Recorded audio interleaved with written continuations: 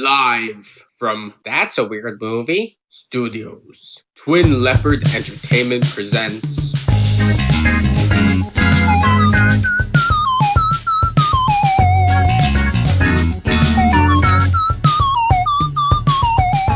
People have been watching bad movies ironically since both irony and bad movies have existed, or at least since the 90s when Mystery Science Theater 3000 was released. In case you don't know, Mystery Science Theater 3000, or MST3K, was a show in which a man and two robots were stuck in space and forced to watch terrible movies by mad scientists. But it wasn't all bad, as once they were in the theater and watching the film, they would turn the experience into a comedy by making jokes based on what they were seeing on screen. Since the premiere of Mystery Science Theater 3000, a slew of spin-off projects such as Riff Tracks and YouTube channels such as The Cinema Snob and CinemaSins have been using the premise of making fun of bad movies. It's become a cultural phenomenon which has blown up so much in the past couple of years. Recent examples include the reboot of MST3K and the release of The Disaster Artist, a Golden Globe winning film based on the making of one of the best worst movies ever made, Tommy Wiseau's The Room. In this cynical world, watching and commenting on bad movies has become almost mainstream, which is why I decided to do something a little different on this channel.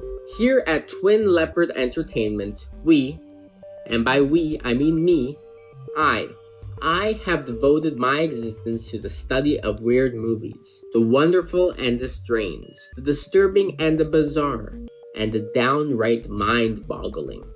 Now don't get me wrong, I love bad movies, and there may be some overlap on this channel where I discuss movies so bad that they are weird, and I am ecstatic that MST3K has been rebooted and getting another season. But I decided that weird movies are a sub-genre of their own that deserve to be analyzed separately from movies that are just bad and incompetently made. So the question is, what makes a weird movie weird? Well, first let's see what doesn't make a weird movie. Weird movies are usually creative and often independent, but creative independent movies are not necessarily weird. Let me tell you a story. I was watching 2015's Ex Machina with someone I know. It could have been my friend, my sibling, my dad. It was my dad. Sorry, Dad. Anyway, so I was watching this movie with this other person, and at the very end of it, this person, my dad, said, "That was a weird movie." But I didn't agree. It was certainly a creative, if not very original, AI science fiction tale with a small cast and a relatively low budget. But it wasn't really weird, and then it dawned on me. My dad is the kind of guy who has only seen Hollywood blockbusters all his life. We also watched The Legend of Tarzan that same weekend, and he said, "That was a really good movie." I mean really, The Legend of Tarzan. Probably the safest, most dull, unimaginative movie I have ever seen. So of course he would see Ex Machina as being weird. He just wasn't exposed to independent movies with a slow build of tension and more naturalistic acting. During the first 15 minutes of the movie, he was off-put enough to say, "This seems like a bullshit movie." To which I replied, "What? This is an Oscar-nominated movie that has solid reviews." I think he did like the movie in the end, though he was just a tad bit weirded out. So yeah, if you ever see this, sorry Dad, once again. The point is, how weird a movie is based on your perspective. If you thought Ex Machina was weird, your perception will probably change once you see some of the movies I review and mention on this channel. So what is a weird movie? Well, The Holy Mountain is probably the weirdest movie I've ever seen, so let's start with that. There's one scene from The Holy Mountain which is so weird that it inspired the name of this channel, Twin Leopard Entertainment. Here's a short clip from that scene.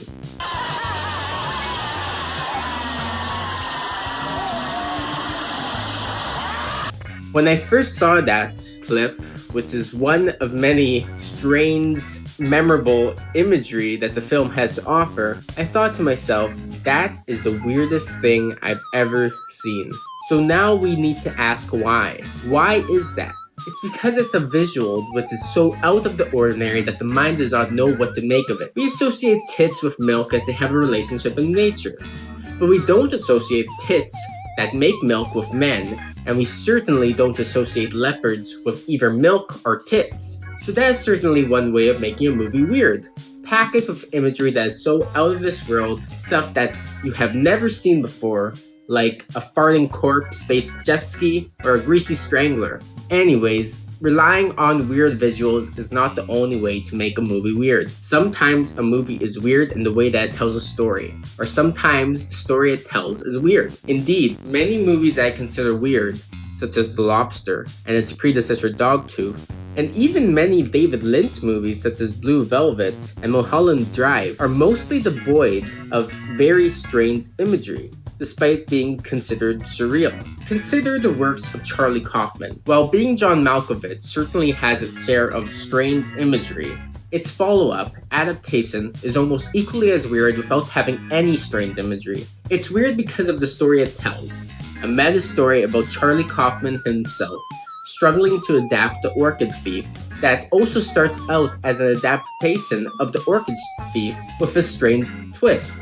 It's very difficult to explain in words, and I think that's what makes it weird. It's really something to see for yourself in order to understand what the hell I'm talking about. The weirdness comes from the story and the characters, not from the imagery.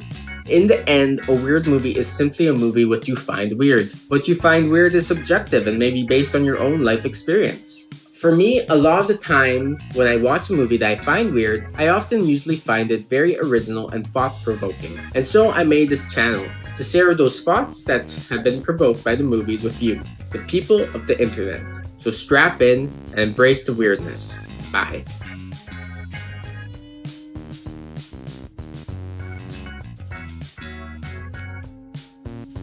Bullshit, man!